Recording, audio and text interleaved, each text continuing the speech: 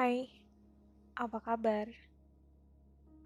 Hari ini aku mau bacain tweet dari akun namanya Jangan Dengerin. Bukan jangan dengerin podcast aku ya, tapi memang bener-bener akunnya itu namanya Jangan Dengerin. Nah, si Jangan Dengerin ini nge-tweet gini. Ngendarain motor tengah malam, kecepatan rendah sambil denger lagu. Lantas nangis karena mengingat seseorang. Itu level sedih yang belum tentu setiap orang bisa rasain.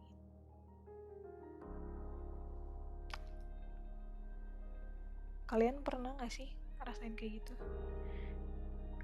Pernah mengalami gak sih momen di hidup kalian yang kayak gitu?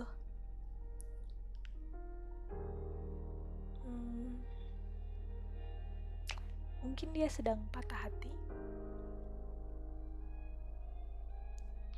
dan aku juga pernah patah hati. Menurut aku itu patah hati terhebatnya aku.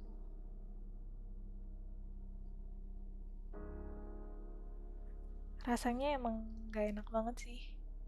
Aku bisa ngerasain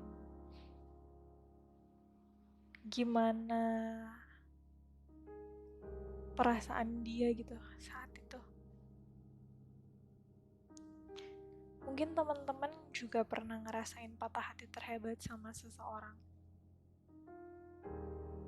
Mungkin karena hubungannya yang lama,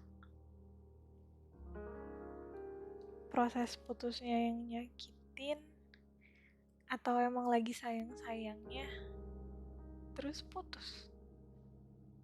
Kan bete ya. Tapi enggak sih, menurut aku semua putus itu ngebetein.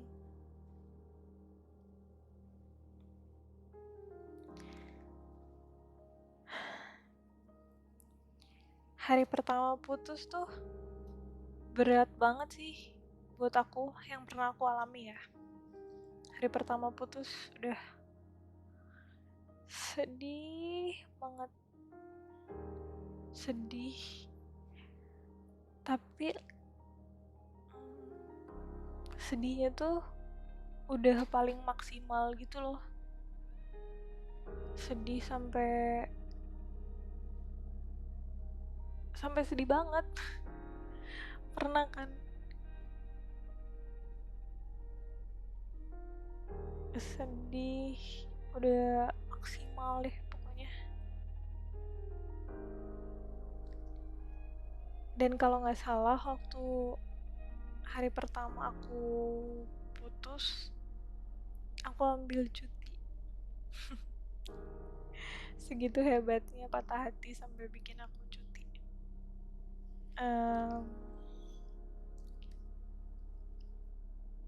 Nggak pengen ketemu orang lain gitu daripada aku memaksakan diri untuk berangkat kerja, tapi di tempat kerja malah nggak bisa konsentrasi.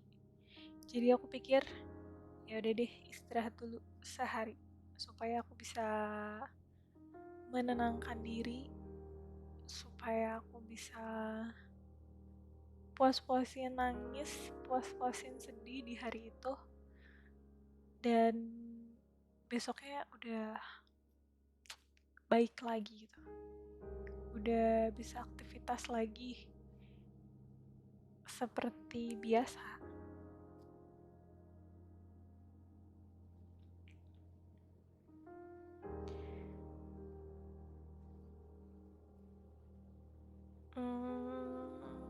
Aku bilang aku sakit, aku mau ambil cuti karena aku sakit.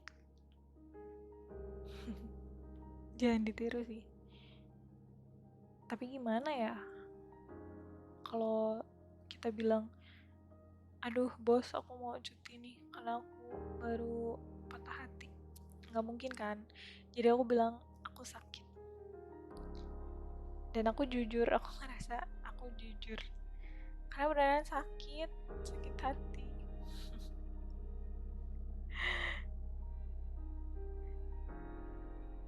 hari itu dipakai untuk di kamar aja, bengong, nangis sampai ketiduran, bangun lagi, bengong lagi, nangis lagi, males makan.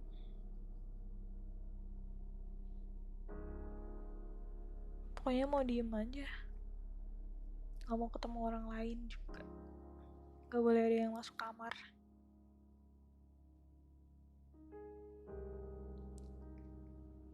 Sedih, kesel, marah, kecewa,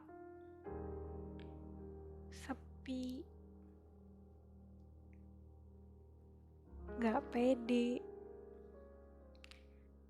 Penghargaan sama diri sendiri juga jadi hancur. Karena mikir, oh ternyata selama ini aku gak baik ya buat dia. Oh ternyata selama ini aku gak bikin dia nyaman ya.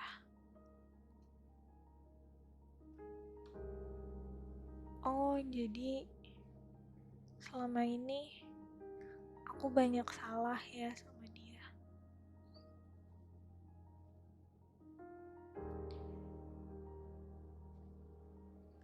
Dan banyak perasaan-perasaan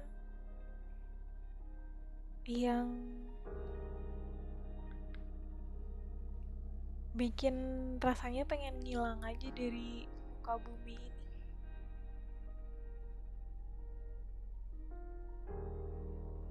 Hari-hari selanjutnya yang paling terasa itu kesepian. Karena mau gak mau rutinitas kita kan jadi ganti. Biasanya nih bangun pagi karena telepon atau ada chat. Hai, selamat pagi. Udah bangun atau belum? Ya kan?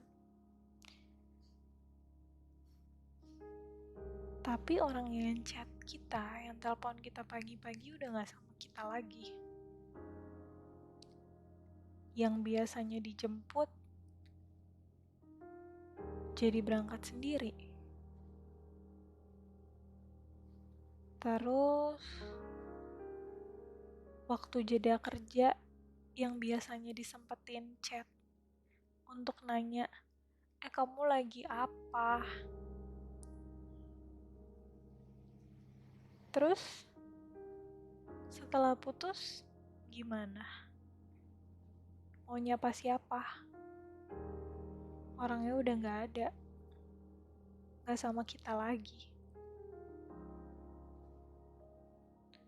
Pulang kerja biasanya dibawain makanan atau pergi makan bareng. Begitu udah putus, ya mau gak mau cari makan sendiri. Kebanyakan sih gak nafsu makan. Jujur aja, aku pernah gitu soalnya.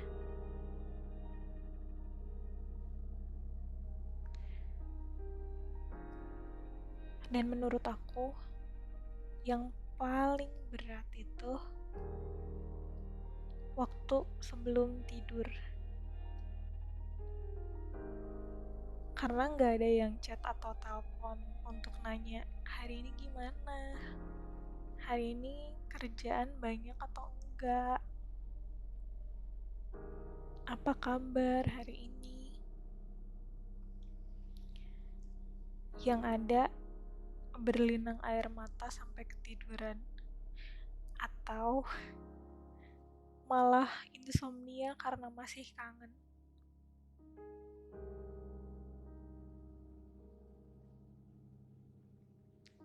Karena patah hati, putus sama orang, bikin kita jadi punya banyak waktu. Hari-hari tuh jadi lama banget rasanya.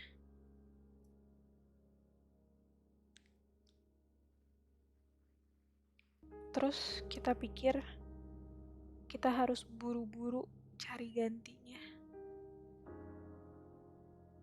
Cari orang baru. Supaya hari-hari kita tuh jadi sibuk lagi.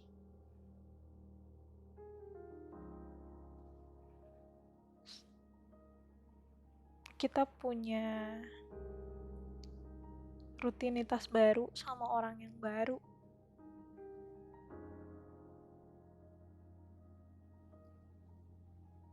Tapi berkali-kali ganti orang baru, sepinya tetap sama. Sepinya masih ada.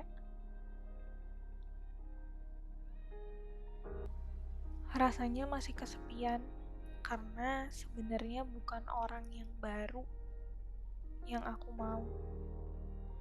Tapi balik lagi ke masa lalu juga gak akan pernah jadi pilihan. Otak aku butuh aktivitas baru. Dan hati aku butuh sembuh dari luka masa lalu.